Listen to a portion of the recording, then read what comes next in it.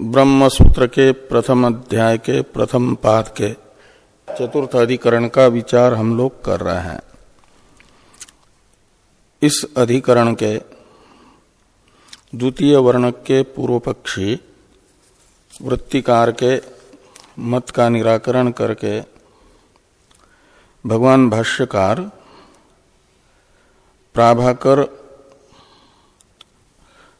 के द्वारा उक्त अर्थ का अनुवाद करके निराकरण कर रहे हैं। यद्यपि केचित आहु इत्यादि से प्रभाकर अनुयायियों का मानना है कि समस्त वेद प्रवृत्ति निवृत्ति और प्रवृत्ति निवृत्ति का साधन कार्य तथा उसके शेष को ही बताता है, अंग को ही बताता है। उसे छोड़ करके स्वतंत्र सिद्ध वस्तु को बताना किसी भी वेद भाग का प्रयोजन नहीं है, उद्देश्य नहीं है। का मतलब संपूर्ण वेद कार्यपरक है, ऐसा प्रभाकर के अनुयायियों का मानना है। इसका निराकरण करते हुए भगवान भाष्यकार ने कहा तन्न औपनिषदस्य पुरुषस्य अनन्य शेषत्वात्, ये सूत्र रूप से उत्तर दिया कि जो लौकिक प्रमाण से अगम्य और उपनिषद मात्र से गम्य पुरुष है निरुपाधिक आत्मस्वरूप, वह अन्य शेष नहीं है और उपनिषद मात्र से गम्य है और उपनिषद वेद है। इसलिए वेदों का उपनिषदात्मक जो भाग वह न तो प्रवृत्ति न तो निवृत्ति न कार्य न कार्यांग, अपितु इन सबसे विलक्षण जो स्वतंत्र सिद्ध वस्तु है, ब्रह्म कहो आत्मा कहो, उसका प्रतिपादक है। और ब्रह्म यह अर्थ उपनिषदात्मक वेद भाग का निकलेगा।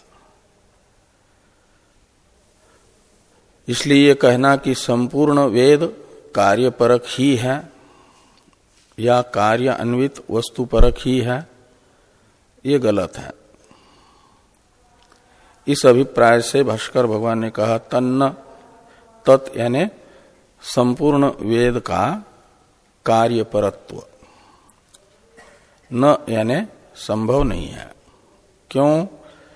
तो कहते इसलिए कि जो औपनिषद पुरुष है यानी ब्रह्म है, उपनिषद मात्र से प्रतिपाद्यमान, वह किसी का भी अंग नहीं है, यानी स्वतंत्र सिद्ध वस्तु ब्रह्म परक उपनिषदात्मक वेद भाग होने से संपूर्ण वेद कार्यपरक ही है, ये कहना गलत है। ये यहां पर कहा गया। ये जो सूत्रात्मक हेतु है इसी का विवरण किया जा रहा है यो असो इत्यादि से। इसके लिए 5 हेतुओं का विकल्प करके पूछा जा रहा है कि आप आत्मा को कहो या ब्रह्म को कहो वेद प्रतिपाद्य क्यों नहीं मानते हो।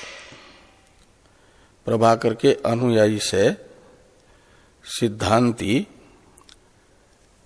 पूछ रहे हैं 5 हेतुओं में से कौन सा हेतु दिख रहा है जो ये सिद्ध करे कि आत्मा उपनिषदात्मक वेद से प्रतिपाद्य नहीं होगा। इसलिए संपूर्ण वेद कार्यपरक होगा। संपूर्ण वेद को कार्यपरक सिद्ध करने के लिए उपनिषद आत्म प्रतिपादक नहीं है, ये दिखाना पड़ेगा। और उपनिषदें भी या तो कर्म या कर्मांग को बताने वाली है, ये दिखाना पड़ेगा। तब तो संपूर्ण वेद में कार्यपरत्व ये जो प्रतिज्ञा है प्रभाकर अनुयायियों की सिद्ध हो पाएगी। इसके लिए 5 हेतु करके पूछा जा रहा है। किंच इत्यादि से यो असो इत्यादि के अवतरण में टीकाकार किंच इत्यादि से 5 विकल्प करते हैं। ब्रह्मणो नास्तित्वात् एव कृष्ण वेदस्य कार्यपरत्वम् एक विकल्प। दूसरा है उतः वेदांतेषु तस्य अभावात्। तीसरा तस्य अभानात्, तो वेदांतेषु तस्य अभानात्। और चौथा है, तीसरा है अथवा कार्य शेषत्वात्। चौथा है किंवा लोक सिद्धत्वात्। और 5वां है अहोस्वित मानांतर विरोधात्। प्रतिज्ञा एक है प्रभाकर अनुयायियों की, कृष्ण वेदस्य कार्यपरत्वम्, ये प्रतिज्ञा वाक्य है।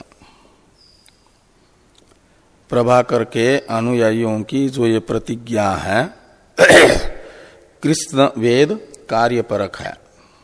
संपूर्ण वेद कार्य या कार्यान्वित अर्थ को ही बताएगा, ये जो प्रतिज्ञा है।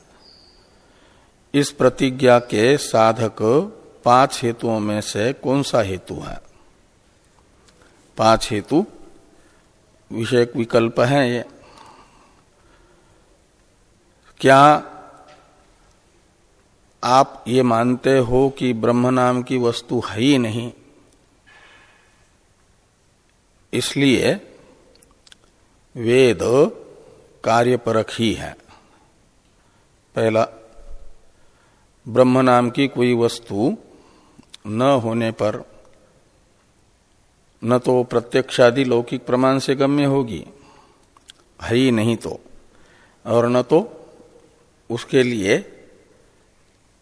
वेद प्रमाण की आवश्यकता है।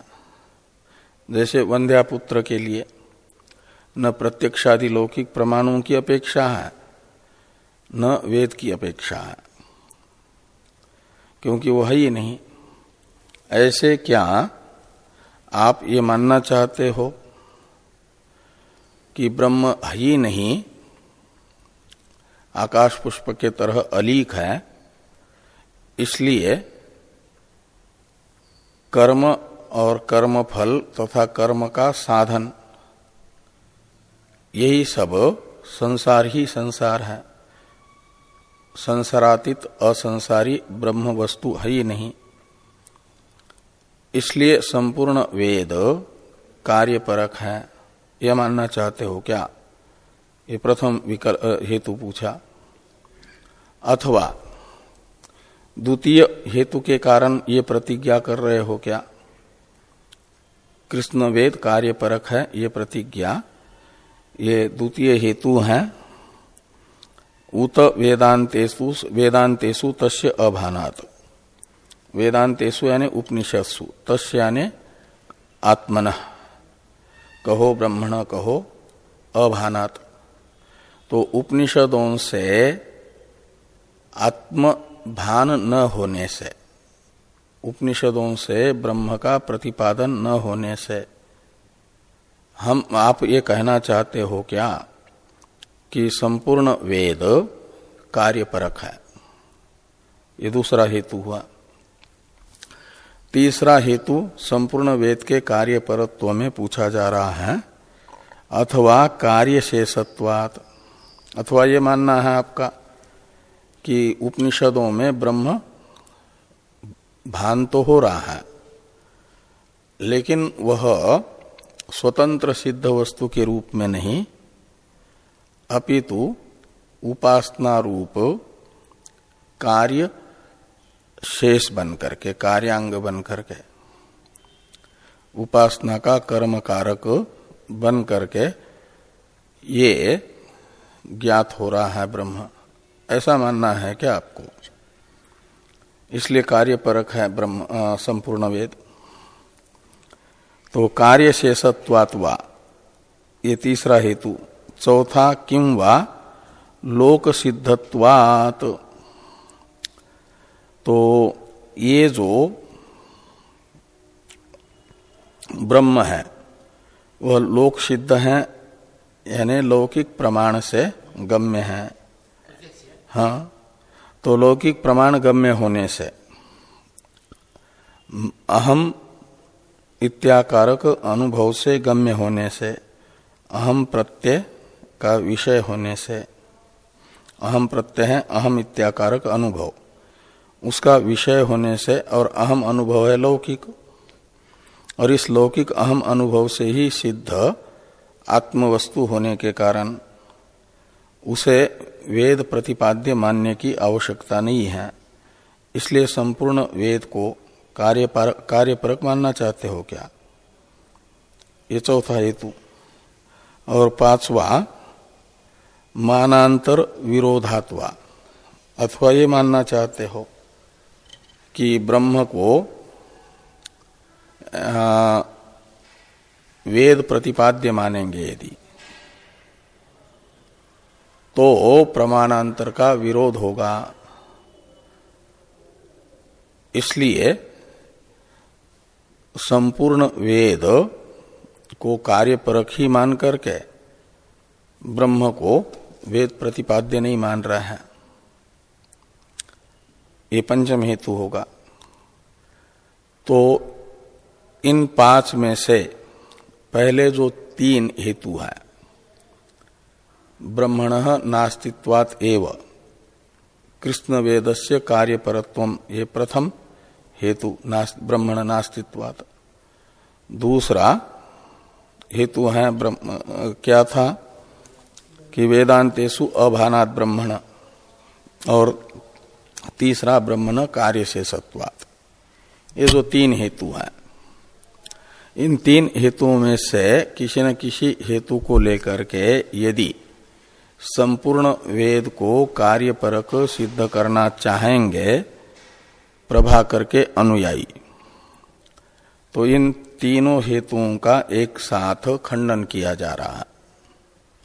इन तीन हेतुओं में से किसी भी हेतु से संपूर्ण वेद का कार्यपरत्व सिद्ध नहीं हो सकता, ये बताया जा रहा है। यो असो इत्यादि से। इसलिए टीका में टीकाकार लिखते हैं कि तत्र आद्यम पक्षत्रयम निराचष्टे। निराचष्टे का अर्थ है निराकरण करता है।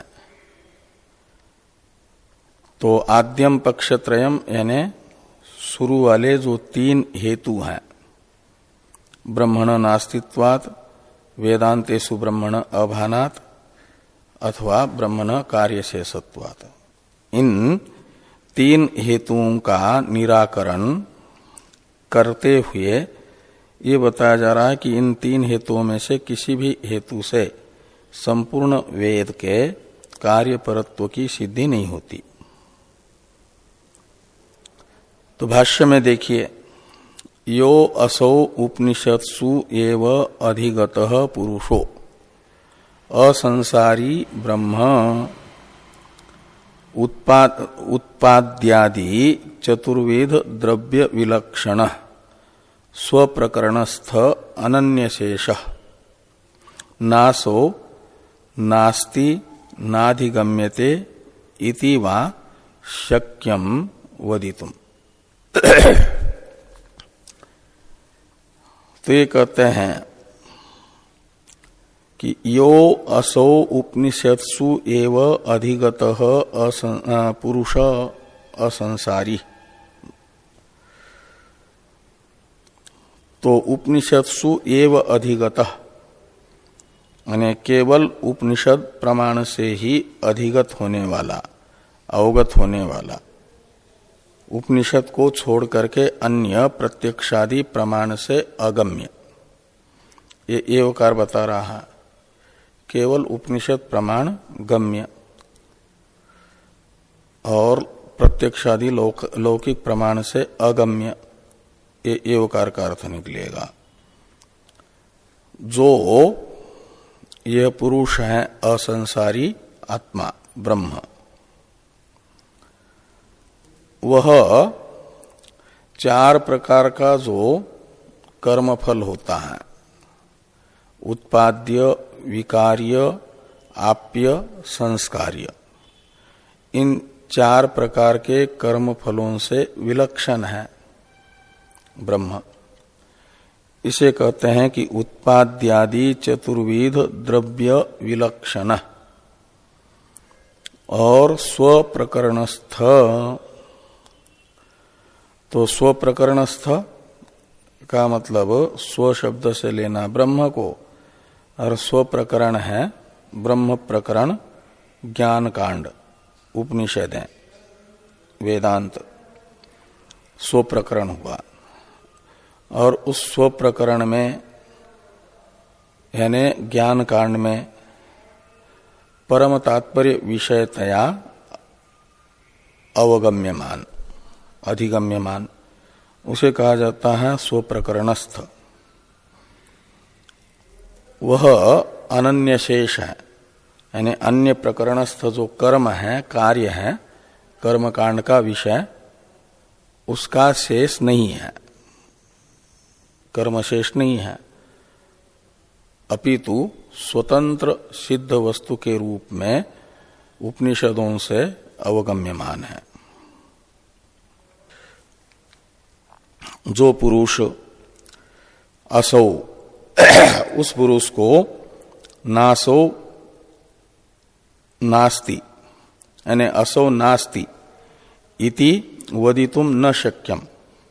तो प्रथम जो विकल्प था ना कि ब्रह्मणो नास्तित्वात् एव कृष्ण वेदस्य कार्यपरत्वम, इसका निराकरण हो रहा कि असौ नास्ति इति वदितुम न शक्यम, ऐसा अन्वय करिए।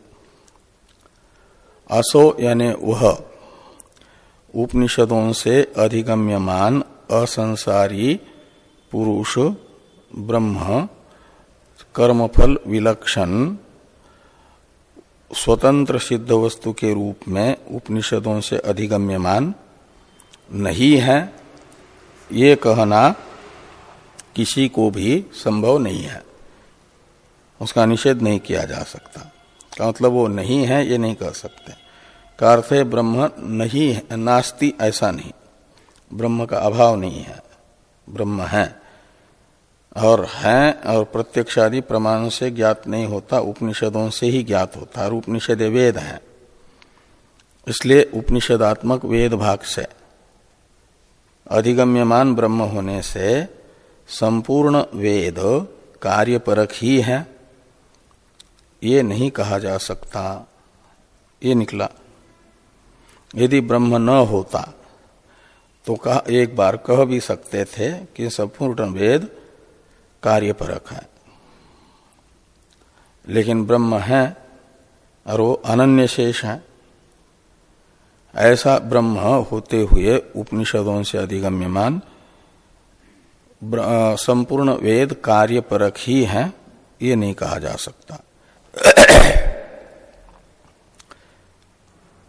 और उपनिषदों में उसका भान न होने से ये जो कहा था उसका निराकरण करते हुए कहा जा रहा है असो नाधिगम्यते इति वा वदितुम न शक्यम, ऐसा अन्वय करना।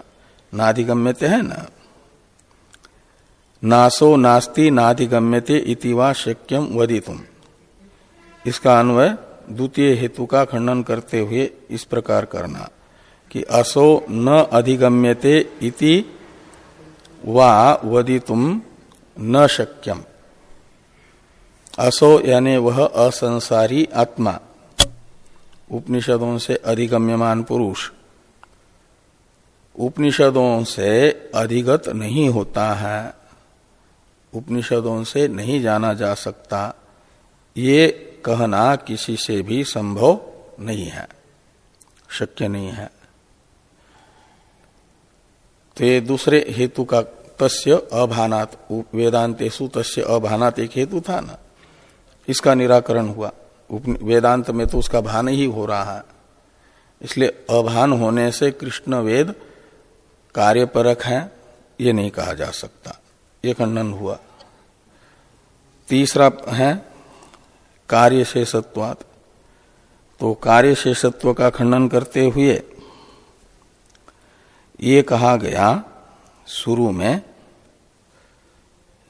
कि अनन्य शेष, नासो नास्ति इसके पहले है ना अनन्य शेष एक विशेषण, स्व प्रकरणस्थो अनन्य शेष, तो अनन्य शेष है का अर्थ है अन्य शेष नहीं है, वो अन्य यानी कार्य, और उसका अंग वेदांत से भासमान ब्रह्म नहीं है। वेदांत वेद्य ब्रह्म कर्म का अंग नहीं है, ये निकलेगा अनन्य शेष शब्द का अर्थ। अनन्य शेष में अन्य का अर्थ है कार्य और उसका शेष यानी अंग, और अनन्य का अर्थ निकलेगा अ का निषेध, तो कर्मांग नहीं है ब्रह्म। इसलिए कार्य शेषत्वात् ब्रह्मणः कृष्ण वेद कार्य परक एव, ये प्रतिज्ञा नहीं की जा सकती। ये होगा तीसरे हेतु का खंडन। तीसरे का खंडन करने के लिए अनन्य शेष ये विशेषण है।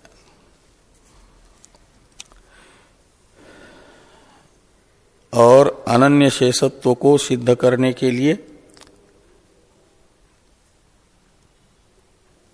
आत्मा का विशेषण है असंसारी ब्रह्म उत्पाद्यादि चतुर्विध द्रव्य विलक्षण। इन विशेषणों से आत्मा में अनन्य शेषत्व सिद्ध होता है। नहीं तो जो सोपाधिक आत्मा है, कर्ता भोक्ता स्वरूप जो आत्मा है, वह तो कर्मांग है, कर्म का निर्वर्तक कर्ता रूप अंग है और कर्म फल का अधिकारी है, उसे तो कर्मांग कहा जाएगा। लेकिन ये जो आत्मा है कर्मांग नहीं है, वह कर्ता भी नहीं है भोक्ता भी नहीं है, निरुपाधिक है, असंसारी है ना। कर्ता भोक्ता आत्मा तो संसारी है।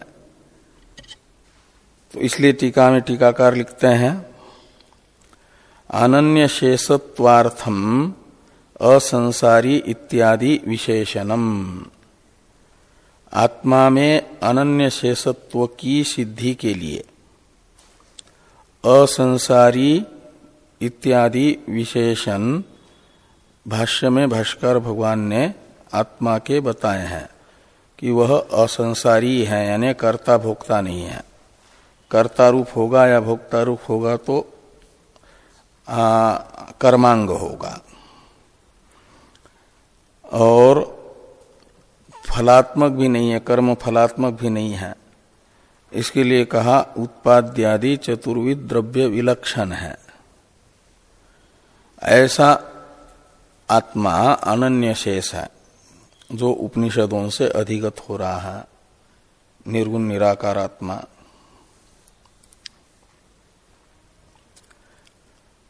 तो इस प्रकार ये तीसरे हेतु का निराकरण करने के लिए अनन्य शेष ये विशेषण है, और अनन्य शेषत्व की सिद्धि के लिए असंसारी इत्यादि विशेषण है। आगे कहते हैं स एष नेति नेति आत्मा इत्यादि वाक्य का अवतरण लिखते हुए टीकाकार कहते हैं, नास्तित्वा भावे हेतुम वेदांत मान सिद्धत्वम उक्त्वा हेत्वंतरम आत्मत्वम आह स एष इति।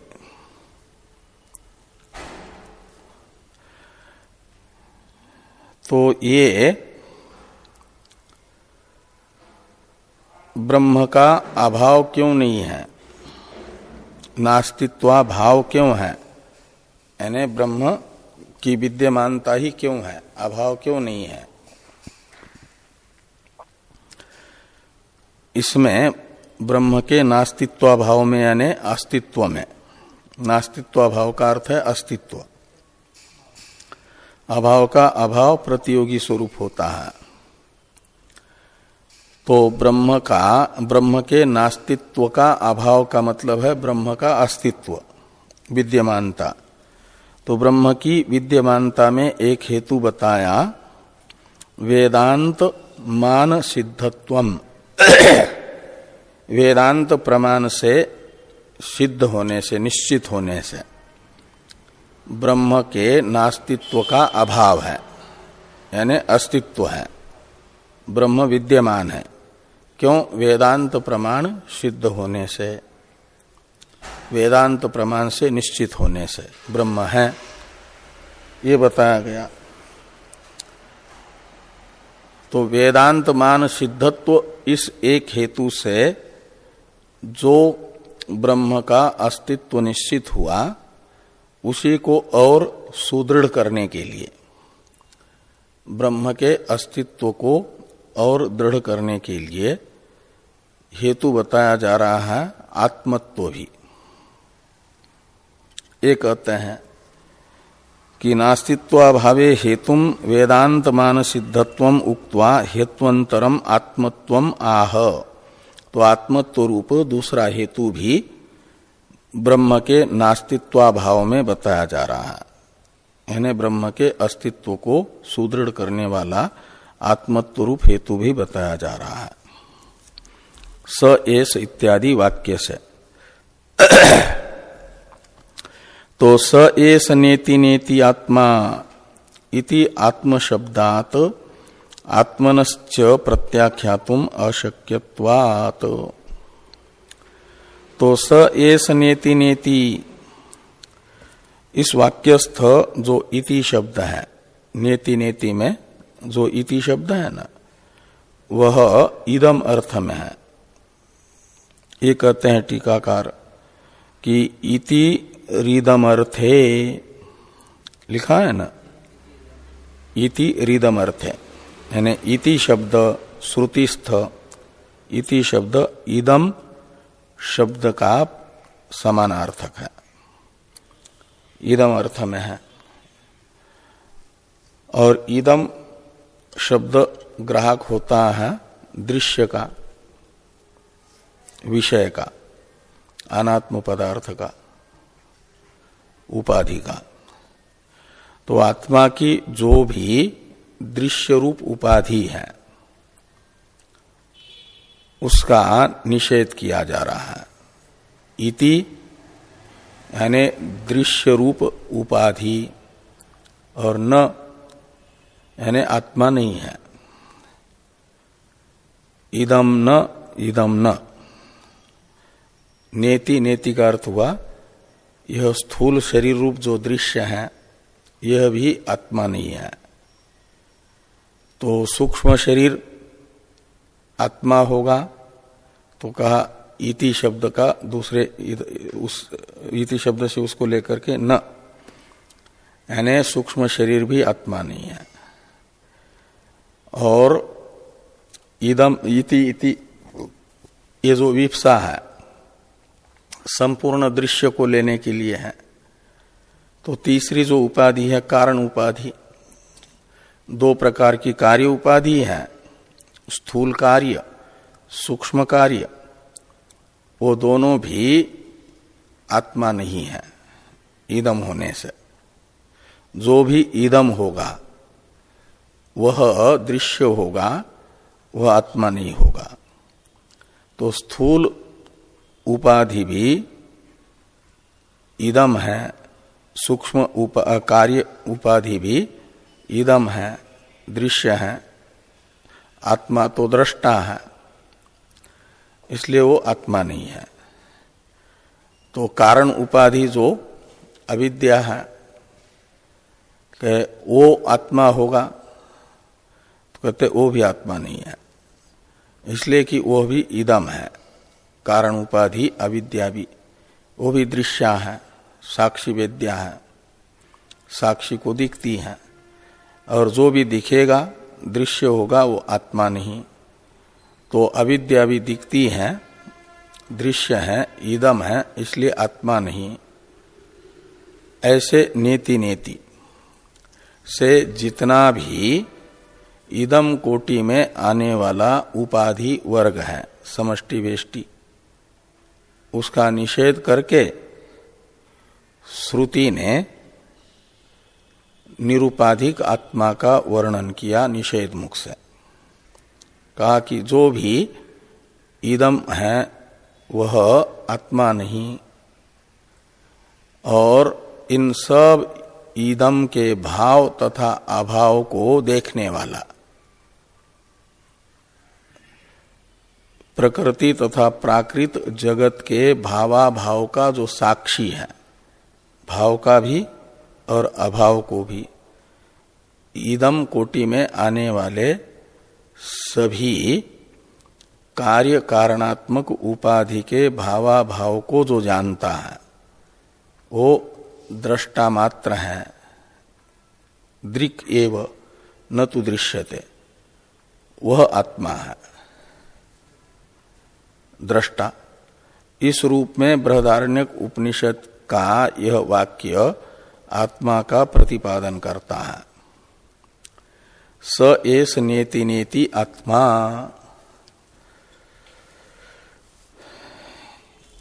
इस श्रुतिस्थ इति शब्द का अर्थ टीका में टीकाकार ने इदम बताया, इति रीति इदम अर्थ है।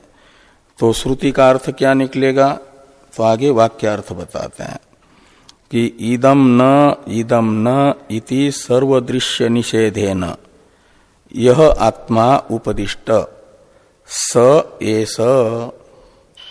तो संपूर्ण दृश्य रूप उपाधि का निषेध द्वारा जिस आत्मस्वरूप का निरूपण हुआ वह आत्मा यह है, यानी मैं है। वो मैं के रूप में ही ब्रह्म का ठीक ठीक निरूपण होगा। तो उसमें आत्मत्व बताया गया ब्रह्म में। जो निरूपाधिक ब्रह्म है वह इदम नहीं है, मैं है। मैं का अर्थ आत्मा। तो इस प्रकार ब्रह्म में आत्मत्व बताया गया, और आत्मत्व होने से निराकरण उसका नहीं किया जा सकता, उसका अभाव नहीं हो सकता। अपने से भिन्न सबका तो अभाव हो सकता है, लेकिन स्वयं जो आत्मा है उसका अभाव नहीं होता। वह हेय और उपादेय नहीं है, अहेय है, अनुपादेय है। तो इस प्रकार ब्रह्म के नास्तित्वाभाव में ब्रह्म का आत्मा होना ये भी एक हेतु है। ब्रह्म आत्मा होने से है नहीं, ये नहीं कहा जा सकता।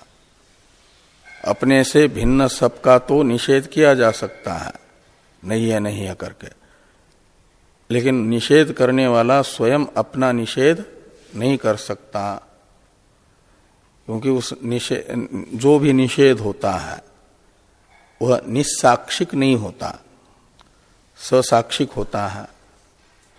उसका कोई ना कोई साक्षी होना चाहिए। तो साक्षी जो होगा वही तो आत्मा है।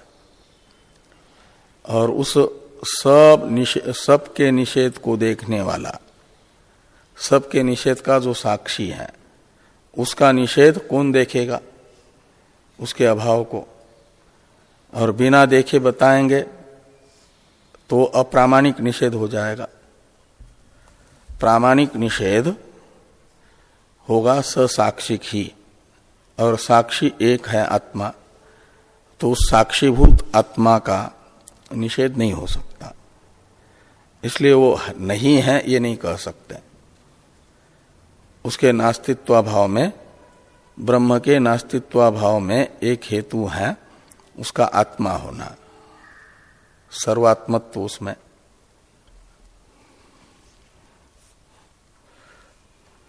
तो भाष्य में भी यही कहा जा रहा है कि स एस नेति नेति आत्मा इति आत्मशब्दात् आत्मनश्च प्रत्याख्यातुम अशक्यत्वात् ये एव निराकर्ता तस्यैव आत्मत्वात्।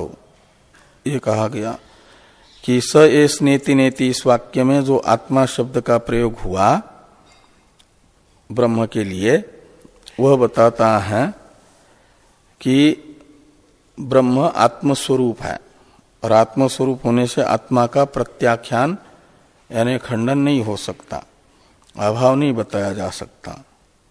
क्योंकि कहते हैं आत्मा का खंडन करने के लिए जो जाएगा उसकी भी तो आत्मा यही है।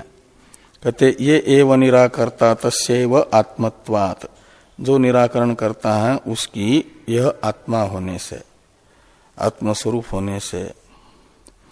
तो ये एव निराकर्ता तस्यैव आत्मत्वात्। आगे है ननु इत्यादि का अवतरण टीका में। तो यहां तक तस्यैव आत्मत्वात्, यहां तक के ग्रंथ से 3 हेतुओं का निराकरण हुआ। जो 5 हेतु बताए गए थे ना, इन 5 हेतुओं में से कौन से हेतु को लेकर के संपूर्ण वेद को कार्यपरक मानना चाहते हो?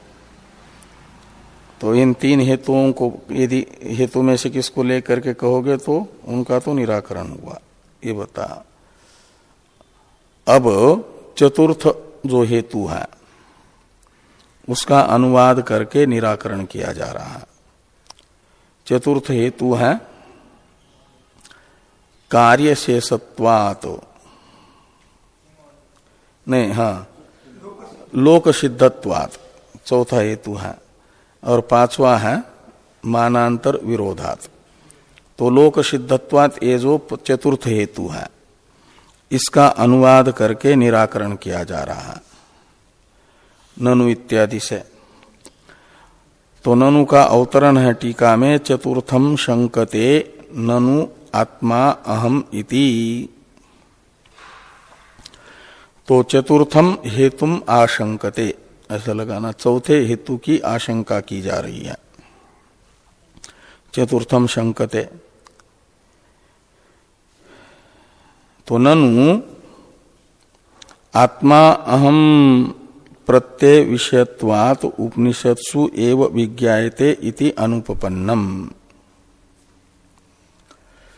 ये जो कहा आत्मा का एक विशेषण दिया ना,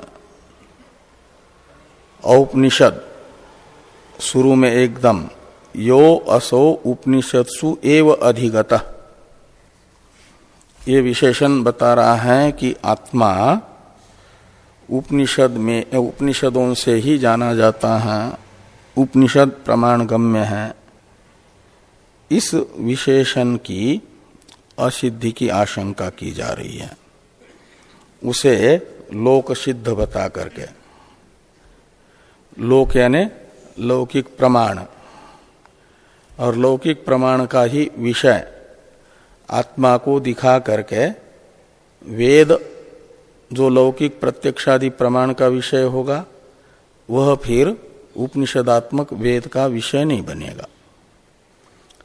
जो प्रत्यक्षादि प्रमाण से नहीं जाना जा सकता वही वेद से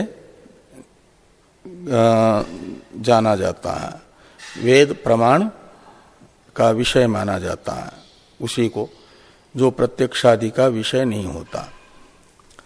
और आत्मा उपनिषद का विषय तब हो पाएगा जब प्रत्यक्ष प्रमाण का विषय नहीं बनेगा। और वेद को प्रत्यक्ष प्रमाण गम्य है ऐसी आशंका की जा रही है। अपने आत्मा को प्रत्यक्ष प्रमाण गम्य है आत्मा, इस प्रकार की शंका पूर्व पक्षी करते हैं ननु इत्यादि से, कि ननु आत्मा अहम प्रत्यय विषयत्वात् उपनिषत्सु एव विज्ञायते इति अनुपपन्नम। आत्मा उपनिषत्सु एव विज्ञायते, ऐसा जो आप वेदांतियों का कहना है, यह अनुपपन्न यानी असिद्ध है। उपपन्न का अर्थ होता है सिद्ध और अनुपन्न का अर्थ है असिद्ध। तो आत्मा उपनिषदैक गम्य है, ये जो आपका कथन है यह असिद्ध है, वेदांती का कहना। क्यों असिद्ध है? तो प्रभाकर के अनुयायी कहते हैं कि आत्मा अहम प्रत्यय विषय होने से, अहम प्रत्यय है लौकिक प्रत्यक्ष प्रमाण, और अहम प्रत्यय का विषय जो बनेगा उसे कहा जाएगा प्रत्यक्ष प्रमाण का ही विषय, लौकिक प्रमाण का विषय। तो मैं इत्याकारक जो अनुभव हो रहा है अविद्यावस्था में, उसका विषय कौन बन रहा है? आत्मा ही तो बन रहा है, मैं यानी आत्मा। तो अहम प्रत्यय है अहम इत्याकारक वृत्ति, और उसका विषय आत्मा होने के कारण इसे माना जाएगा प्रत्यक्ष प्रमाण गम्य। इसलिए उसे प्रत्यक्ष प्रमाण का विषय होने से उपनिषदों से ही जाना जाता है, उपनिषद से अतिरिक्त किसी अन्य प्रमाण से नहीं जाना जा सकता, ये कहना गलत है। अहम प्रत्यय गम्य होने के कारण वह लोक प्रमाण सिद्ध हुआ, लौकिक प्रमाण से सिद्ध हुआ। और चौथा यही है लोक सिद्धत्वात्।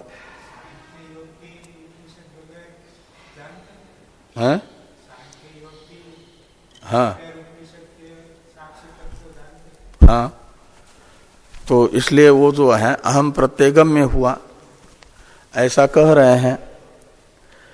तो अहम प्रत्ययगम्य आत्मा होने के कारण लोक सिद्ध हुआ, और जो लोक सिद्ध है लौकिक प्रमाण गम्य है, उसे उपनिषदैक गम्य नहीं कहा जा सकता, उपनिषदों से मात्र जाना जाने वाला नहीं कहा जा सकता। तो इसलिए उपनिषद गम्यत्व आत्मा में असिद्ध है। हाँ, और वेदांत प्रमाण सिद्धत्व ये ब्रह्म के नास्तित्वाभाव में हेतु बताया था ना। ब्रह्म का अभाव क्यों नहीं है? तो कहा इसलिए कि वेदांत प्रमाण से गम्य है। लेकिन वेदांत प्रमाण गम्य तो नहीं कहा जा सकता उसे, इसलिए कि वो प्रत्यक्ष प्रमाण गम्य है। तो उपनिषत्सु एव अधिगम्यते, ये असिद्ध हुआ और लोक प्रमाण सिद्ध है। इसलिए हम कहते हैं कि कर्म कांड तो कार्यपरक ही है, उपनिषदे भी कर्म के द्वारा प्रतिपाद्यमान जो कर्म है, कर्म कांड के द्वारा प्रतिपाद्यमान जो कर्म, उसी के शेष को बताने वाले हैं। इसलिए संपूर्ण वेद कार्यपरक है, ये मानना ठीक है। क्योंकि ब्रह्म सबकी आत्मा है कहते हो, और वह आत्मा अस्मत् प्रत्यय गम्य है, अहम प्रत्यय गम्य है, यानी लौकिक प्रमाण गम्य है। तो लोक सिद्ध हुआ। तो लोक सिद्धत्वात् आत्मन कृष्ण वेदस्य, यानी आत्मनः लोक सिद्धत्वात् कृष्ण वेदस्य कार्यपरत्वम वयम ब्रूमः, ऐसा यदि कहना चाहते हैं प्रभाकर के अनुयायी, तो इसका अनुवाद करके निराकरण किया जा रहा है। ये पहले चौथे का अनुवाद हुआ। ये अब न इत्यादि से निराकरण है। न इत्यादि का अवतरण है टीका में, आत्मनो अहंकारादि साक्षित्वेन अहंधि विषयत्वस्य निरस्तत्वात् न लोक सिद्धता इत्याह नेति। तो कहते हैं आत्मा अहंकारादि का साक्षी होने से, तो आत्मनो अहंकारादि साक्षित्वेन अहंधि विषयत्वस्य निरस्तत्वात्, तो आत्मनः अहंधि विषयत्वस्य निरस्तत्वात् ऐसा लगाना। न लोक सिद्धता, ऐसी प्रतिज्ञा करना कि आत्मनः न लोक सिद्धता, आत्मा में लोक सिद्धत्व नहीं है। लोक यानी प्रत्यक्ष प्रमाण से सिद्धत्व नहीं है, प्रत्यक्ष प्रमाण गम्यत्व नहीं है आत्मा में। क्यों? तो कहते हैं प्रत्यक्ष प्रमाण किसको कह रहे हो? अहम वृत्ति को, और उस अहम वृत्ति की विषयता का आत्मा में निषेध है। ये कह रहे हैं कि अहंधि विषयत्वस्य निरस्तत्वात्, यानी आत्मनः अहंधि विषयत्वस्य निरस्तत्वात्, ऐसा अन्वय करना कि आत्मा में अहंधि विषयत्व का निराकरण होने से आत्मा को लोक सिद्ध नहीं कहा जा सकता। तो आत्मा में अहंधि विषयत्व का निराकरण क्यों हुआ? तो कहते इसलिए कि वह अहम धी का भी विषय साक्षी है, दृष्टा है। जो अहम वृत्ति को प्रकाशित कर रहा है वह अहम वृत्ति का विषय नहीं बनेगा, प्रकाश्य नहीं होगा। तो आत्मा अंतःकरण तथा अंतःकरण की समस्त वृत्तियों का साक्षी है ना।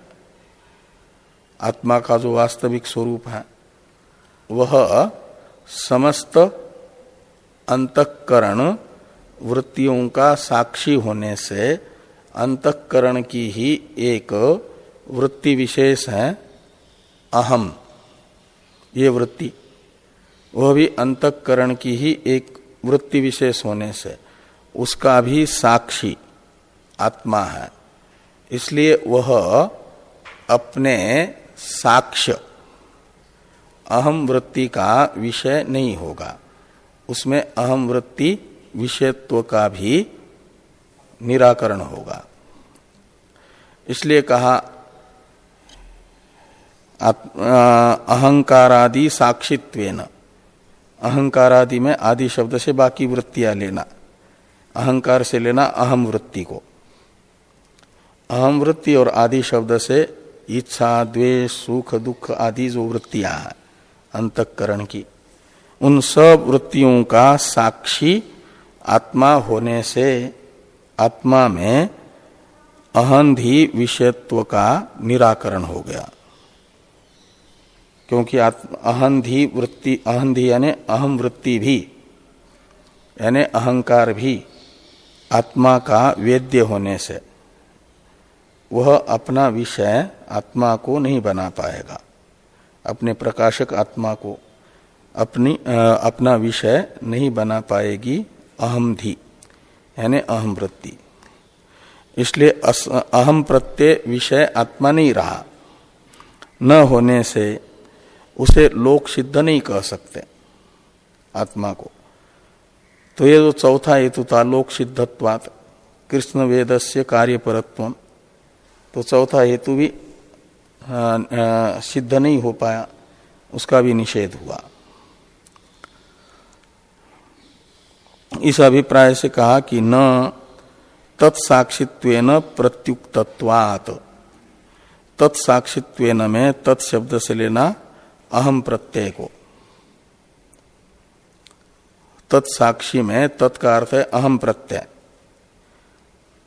तो तत्साक्षित्वेन का अर्थ निकलेगा अहम प्रत्यय साक्षित्वेन, आत्मा अहम प्रत्यय का साक्षी होने से प्रत्युक्तत्वात् यानी अहम प्रत्यय विषयत्वस्य प्रत्युक्तत्वात्, आत्मा में अहम प्रत्यय विषयत्व का प्रत्याख्यान हुआ, खंडन हुआ, निषेध है, वो सिद्ध नहीं होगा। अस्मत् अहम प्रत्यय विषयत्व आत्मा में प्रत्याख्यात है। प्रत्याख्यात का अर्थ होता है निषिद्ध, खंडित, उसका खंडन है। क्यों खंडन होता है? इसलिए कि अहम प्रत्यय का साक्षी है आत्मा। जिस अहम प्रत्यय का साक्षी है आत्मा, उस अहम प्रत्यय का विषय नहीं बनेगा, वेद्य नहीं बनेगा। अतः लोक सिद्ध है आत्मा, ये नहीं कह सकते। वो तो लोक सिद्ध न होने से उपनिषद एक गम्य सिद्ध होगा। तो उपनिषद एक गम्य आत्मा है, ये जो विशेषण पहले बताया था वो उचित ही है।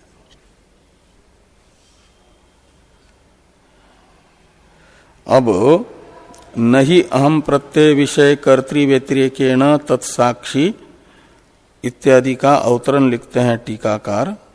इस पर चर्चा करते हैं हम लोग कल। ओम पूर्णमदः